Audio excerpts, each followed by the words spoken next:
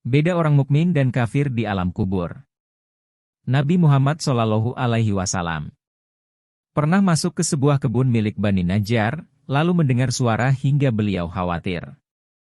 Beliau bertanya, siapa yang dikubur ini? Para sahabat menjawab, wahai Rasulullah, orang-orang yang mati pada masa jahiliyah. Beliau berkata, berlindunglah kamu kepada Allah dari siksa neraka dan fitnah Dajjal. Para sahabat merasa heran, lalu mereka bertanya, wahai Rasulullah, memang kenapa? Apa yang terjadi, ya Rasul? Beliau menjawab, seorang mukmin jika telah diletakkan dalam kuburnya, maka seorang malaikat akan datang kepadanya seraya berkata, apa yang kamu sembah?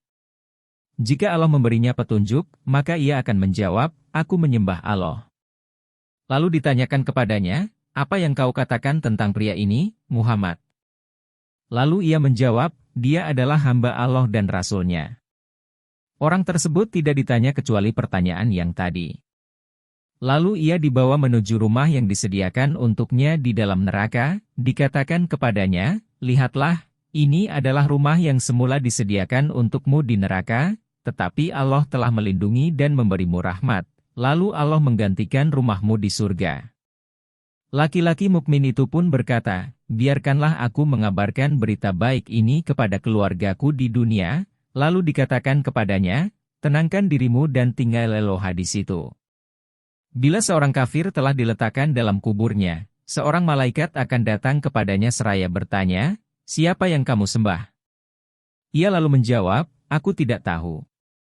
Lalu, dikatakan kepadanya, engkau tidak tahu tapi tidak mau membaca.